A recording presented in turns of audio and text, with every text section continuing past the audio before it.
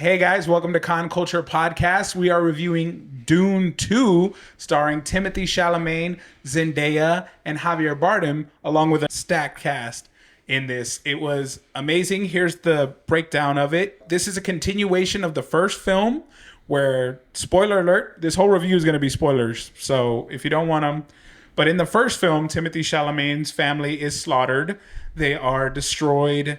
His entire lineage is supposed to be wiped out. And this film picks up where that film left off. Timothy Chalamet has escaped into the desert with the Fremen, and he's living amongst them. And the basic premise is he's going to try to unite these people in order to get revenge on the individuals who killed his father.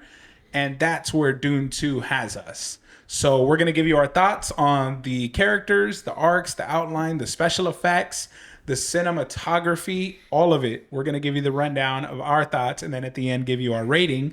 So let's start with character and plot. What did you guys think of the character and plot? Trey, you want to lead us off? Sure. This film definitely was a powerful sequel. Mm-hmm. And the first one was obviously, the world building, setting up these characters. And finally, this was like seeing Paul Atreides, aka Timothy Chalamet, become this Messiah-like character. Yes. Reluctantly. Reluctantly. And I'll talk some more about themes later, but it was just incredible seeing him take on this role and, of course, learning this whole culture about the Freeman. Yeah, and had to learn the language in order, the lines, the dialect, He picked up quick. It did. It was really good. Any other characters that stood out to you that you liked? Oh, I could talk about Timothy all day, but to me, there's the supporting cast that made this film. First and foremost, we got to see Stellan Skarsgård return as Vladimir Harkonnen, and the Baron. He was just such an evil character, just his voice the whole time. It was just incredible. Was expendable to that man. Oh yeah, it was. Even his nephews. Yes, an ominous character. Family meant nothing. It was crazy. Yeah, his cousin was the Duke that he killed in the first one, which is nuts. Incredible to watch him and again, spoilers, he gets his demise at the end of this film, and it was just such a symbolic shot for me, just seeing him crawl towards the throne at the end. He's reaching for the power. That's what he's doing this whole... That was his whole end game. Oh, yeah. I mean, from beginning to end, this man is reaching for power. He wants his nephew to be the emperor one day, so he can just... like an animal. Yes, exactly. I love that line. And then speaking of his nephew, we get the introduction of his youngest nephew, Fedor Rotha. Yes. I hope I'm saying that right. Some of these names I'm still trying to learn, so forgive me. But played by Austin Butler. Yes. And this guy was completely unrecognizable from beginning to end. He was just, it was like a snake. He totally just baked into the role and got lost in the character. 100%. I don't think you even recognized it. When we were done, you hated this guy in this movie. Oh, yeah. He was truly psychotic. I mean, it was like watching a snake play with his prey. Yes. From the huge arena fight to the final fight with Paul. Yeah. Yeah. He got off on pain. It was sick. He was a psychopath, and they kind of foretell that. I couldn't keep my eyes off of him. It was just this guy is incredible. An enigmatic character for sure. And then finally, Javier Bardem as Siglar. Yes. He was just an amazing mentor character from beginning to end. For sure. Yeah, Obi-Wan. Let me show you and he was so happy to share his culture with Paul, and it was like watching a prophet see his prayers come true. To be fair, he had a vested interest in him. Oh, for sure. This and pulling this, and that was amazing to watch because he's talking to his people. It's written, as is written. This is amazing. He's our God. The line I think that really sells it is I don't care what you believe. Yeah, it's what I believe. Yes. Oh my God. That was powerful. Great performance. What about you, bro? Any characters that stand out to you? Yeah, I'm actually opposite of Trey, which is funny because in a very male-dominated movie, it was the women that actually made the movie for me. 100. Zendaya's character, the whole reason he's doing any of this is for her and his love for her. Yeah. And then his mother is another character that has... I'll love you as long as I breathe. She became a whirlwind. She had such an influence on everything that was transpiring. To me, it's how do you not look at the women in these roles? She was fanning the flame of his prophecy. Yeah, because she was the one spreading the prophecy, spreading his word, spreading his gospel, if you will. Yeah. And that's what he hated because, like you said, he's reluctant to it. But the fact that she did it helps him see later on, no, you're right. I need to embrace I can this. now get my father's I can do revenge. this. I can The take Reverend Mother. everything. So to me, those were the two characters that I was really interested in seeing the story arc Yeah. as they went along, and I'm curious to see where they go with the third movie. Yeah. Because now his mother has a power that's unparalleled, probably just to his, I would say. And then Zendaya, now that she's that kind of unresolved relationship they have now, Oh yeah, it's like, hell hath no wrath, like woman been how scorned. is that going to play into his demise if it comes later on in the third movie? So those were the two story arcs of women. Like I said, I don't know how. I mean, I get it's a male-dominated cast, male-dominated world, but it's usually women behind the scenes that are pushing everything, the agendas, and This story tells it beautifully. yeah, and it does it really well because you can see these two women have such a huge influence on every move he makes. He consults with either one of them, I think, for every decision before he made one. And I think it's safe to say that none of the events in the movie succeed without those two women characters. Yes. The invasion doesn't succeed. His progression. Women are behind the whole training thing. Look, doesn't the succeed. Emperor's like constantly getting counsel from his daughter the whole time. Yes. Yeah. She's put and the Reverend Mother there is pulling strings. Like this is a male dominated film. There's a lot of testosterone and war and Very battle. much so. And when you take a closer look, the women are literally playing chess with the men. Like they are moving the pieces and they are the ones putting the That's what I viewed it as. It was a chess match between two women. Yes. Because it was the older women for the Emperor's side and then his mother. and you don't see that gained until power. the end when they finally confront You each picked other. the wrong sides. Like, there are no sides. Side. It was like, wow. So to me, those were the two biggest roles in the movie for me. Masterful storytelling. I loved it. So yeah, no, that was a good. What about you, Trey? Any themes that stood out to you? So the women were playing chess. They're running the show. Oh, What stood absolutely. out to you? Yeah, in the first film, Oscar Isaac's talking to Paul about how they have to move to Arrakis and take on the stewardship and take over the spice trade, and they're hesitant about it, and they both talk about how they didn't want to do it, and he gives this great line. He's like, "Your grandfather once said, a great man does not seek to lead; he's called to it, and he answers." And to me, that was the main theme of this film, because constantly, like, these people are calling him to be like their messiah, like they're the savior. And he wants no part of it. Right. Time out. Do you have a conflicting viewpoint on that? Yeah, I don't think it was more so that that he didn't want to lead. I think he did. A portion of him did want to lead. I think he was just more afraid of the responsibility. Because I mean, to have people's lives, a whole generation of people that have grown up to think, hey, you're this perfect being, you're gonna be their savior. Yeah. It's a lot of pressure. To me, like I said, it didn't seem like he was not wanting to lead, because part of him did want to lead.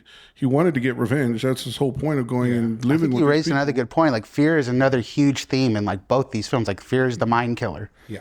And that, to me, that's why I agree with Trey's point to a certain extent that he was reluctant to lead, but ultimately that's why he embraced it so quickly. Yeah. Is because he always wanted to lead. He always wanted his revenge. It's just more so he was afraid of what he would become and have to become, which he shows at the end with his love story with Zendaya. He Afraid of losing realizes her. now, like, shit, I need to do something. That's where I agree and disagree with you both. I don't think he wanted to lead at all because he knew he loses Zendaya. He knows he has to make that sacrifice. He's going to have to make the alliance that he knows his mother wants in order for him to get the power. But Zendaya isn't in that picture, so he is hesitant to lead. He doesn't want to go. He's like, I don't wanna go south. He says, y'all go south, I'm going north. Straight up says, I don't want to go down there. Yeah. I can't go down there. People starve, people die. I know where that path leads. It leads away from her. So I think he was reluctant, but I don't think it was like Trey said, he was afraid of the power. Came down to Zendaya. He loved her with everything he had, and that is all he wanted. Even at the end, he's like, I will love you for as long as I breathe. But he knew what he had to do. And he told her, he's like, as soon as we get down there, I'm gonna do what must be done. He reluctantly did it, and it was still badass seeing him come into power in the fight scene. And she loves him all the way to the end. And when he gets stabbed, the pain in her eyes. She thought he was done for, and that just flipped. It was amazing. It was great battles, great scenes. Speaking of great battles, the practical effects. And from a technical aspect, this film to me was a perfect masterpiece. If you're a fan of cinematography, and I'm talking amazing composition, if you're a fan of great color grading in a film, masterful color grading in a film. The color in this film is a character. It adds to every single scene. When you're seeing the Harkonnen in their capital, you see a black and white motif on everything is black and white, and they nailed it. It looks so cool. The contrast is there, and it gets bloody, it gets gruesome, it's cutthroat, it's cold. All of that is conveyed through the cinematography, through the color grading. And when you're on Arrakis, it's the opposite. It's sunlit, it's dry, it's desolate. It feels dry and desolate. It really, the colors play a character in every part of this story. And I love the cinematography, the composition, the way they played with focus. They pan and focus throughout the whole film, and that takes a ton of skill. And a whole team was involved in just nailing that. Oh, yeah. But what are your thoughts on the practical effects, the costumes? Bro, what do you think? For me, like I said, I equated it to Lord of the Rings. It's just the cinematography was at that level. Yeah. Because when Lord of the Rings first came out, we'd never seen anything like it. No. Same thing with Especially Avatar. the practical effects, the costumes that Weta Correct. made. Yeah, like because a lot of it was very simple, just camera work in the sense that they had a lot of practical effects to catch. Like Gandalf and Frodo, they had to do a lot of camera tricks. Yeah, and I feel like that's what they did here because they had practical suits, practical clothes. There was some CGI, but it was more so in the fight scene. Yeah. But when you're involved in the people and just seeing the people, it's a lot of practical effects there. So they really had to capture every nuisance of it. And that's why I said I equated it to like when Lord of the Rings first came out. We'd never seen anything like it. Same thing with Avatar. Just the scenery of it, the cinematography. To me, it was mind blowing. I think you can really appreciate what the author was trying to create in the world because they actually created that world for you to visually see. I'll give you that. It does go a long way towards creating the world and making it feel real. Opposite of what we said in our last Airbender review, where the world felt dead. This world felt alive. This world felt so rich. many layers. Like you could step into one of these worlds and you would Literally, be you have in to it. step a certain way to live in that world. Like it's nuts. So what were your thoughts on the effects and the technical aspect of this film? The visuals of every time they showed the sandworms was just like goosebumps. Like the way the ground would shake, and then the way you would see them coming burrowing through the sand just at high speeds, and then of course that scene, grandfather worm. that scene, yeah, where Paul's taking the grandfather worm, like was just mesmerizing. Like it was just so cool. And then like the final scene when you see all the sandworms going in and out the Emperor's army, it was just. It was like Minas Tirith. Yes. It was a lot like the Ents charging the castle. Oh. It was the natural world versus this mechanical enemy, and it was so sick. Yeah. And then as for practical effects, like I love how they would make like the Baron just float around naturally, and then even the Harkonnen men like just floating up the mountain space at the very first scene. Like I love those. And then of course, it wasn't CG. You can tell they were cabled up there, and they were stunt guys. Oh doing those moves. And then we talked about this earlier, the makeup that they did for these guys, especially Austin Butler's characters. Like he was unrecognizable. Yeah. And like he did not shave his head. Like he had to do a full bald cap for that And role. they blended that seamlessly. Oh, yeah. You would think he shaved his head for this role and lost the eyebrows. Yeah, exactly. It was masterfully done. The makeup, the costumes, the composition, the cinematography, the color grading. All the blue eyes with everybody. Oh, that was difficult to do because you would more than likely, I'm assuming they had to mask the eyes and change that color and still get it to match and blend and not look tacky or There goofy. maybe eye drops. Yeah, even if you get the color right, you still have to color in because it changed. If they're in the shade, you got to nail that blue and make it blue, but not to where it's tacky, glowing. So Not the Avatar state. Whoever color graded this film, you are a master colorist. Yes. I am in awe of your skill, but it was great. Now we just now that we've talked about the technical aspect, our favorite arcs, we're gonna give our final word on it. Yeah, so I'll go first on my rating. My final thoughts on this film are: if you want a nonstop action, like fast-paced film that'll keep you on the edge of your seat and guessing, this is not the film for you. This is not the film for you. However, if you like a slow, masterfully composed film with a great story that pushes you through the narrative and is at a slow pace. It is a long film, 2 hours, 46 minutes, I believe is the runtime. But for me, I was so enamored with this world and the camera work that I didn't even notice time passed. It was that good. For me, I think when they asked me, what'd you think? Right as soon as I was like 10 out of 10. 10 out of 10. 10. I was so just in awe of what my eyeballs had just experienced. I was still in the world. So my ratings are always higher when you ask me as soon as I'm done with the movie. I would give it, honestly, now a 9 out of 10. Masterful storytelling, amazing, amazing cinematography. Color grading was perfect. From a technical and artistic standpoint, this film is a solid, solid movie. Better than the first, and I cannot wait for this director to get a crack at 3. What about yours, Trey? What's your final thoughts on this film? It was 100% a 9 out of 10. Like, first, like, I went down, like, I think right after I first saw it, I was like, 7.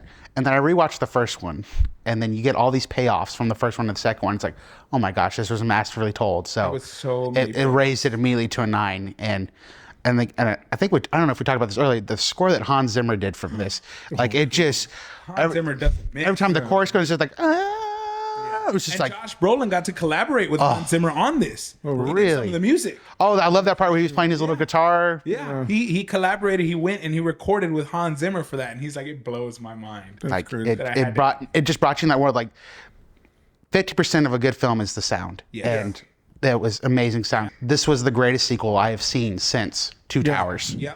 Yeah. I'm going to have to agree. And you're the reason I got into Dune, to be honest. Really? You told me about the first film in the 80s and you were excited for it. I was like, I'll watch it. I saw it visually, was blown away, sucked into the story. So I rewatched it a couple times and I started watching like videos on it and getting like breakdowns, which is why I caught a lot of the payoffs because I spent so much time watching the first one to get ready for this one that I caught all the payoffs in this, for most of the payoffs. I'm sure I missed some. But yeah, you're a big part of why I enjoyed this film, and I can't thank you enough for egging me on to even watch Dune, because I was like, I'll watch it, I guess. There was something Marvel coming out near there. I think this might be one of the greatest, if they pull off the landing with the third one, this might be one of the greatest sci-fi trilogies. Oh yeah. It's definitely up there. What about you, bro? What are your thoughts on this film? Are you riding high or? Originally, I gave it an 8.3. Yeah. But looking back on it now, I've gone up to an 8.7. Okay. The reason being is taking a step back and looking at the cinematography, the world building. A little too much talking for me. I equated it, like I said, to the first Lord of the Rings, where it's just the Fellowship, constant talking. I'm not too much of a fan of that. I'm all for world building, but like, give me some action in between. Yeah. That's why, like Trey, I agree. Two Towers was probably better than the first original Lord of the Rings because there was a mixture of building, and then from there you had action in there to spread out the whole thing. Dune 2 is probably one of the better sequels I've seen in a long time, and he's right. If they can stick 3, this could be probably one of the best trilogies in just movie history. Because to me, Lord of the Rings is the best trilogy for movie history. Yep. Oh, yeah. You can't name a better trilogy than I was okay with the dialogue and it being a dialogue heavy film because not a single actor or actress in this movie misses. There is no mid performances. Every one of them, for me, nailed their role. They were believable. They didn't take me out of the world. Their character fit for what they were trying to be. There wasn't enough Florence Pugh for me, but when she was in there, she was in there. Yeah, so I could have used more Josh Brolin also. Yeah, dude, his character was awesome, dude. I like his character. Going forward, I think we're going to get a lot more of these characters. Hopefully. We're going to war. Hopefully. The Holy War. Going to the Holy War. So the scale of this one is only going to increase, and I think it's going to be a huge success. It already is a box office hit. They're going to get the budget they need to make this. Yeah, that's our review for Dune 2. Thank you so much for watching. We hope you enjoyed. Let us know your thoughts. May thy dagger chip and shatter. Shut your bitch ass up. Someone had to say it.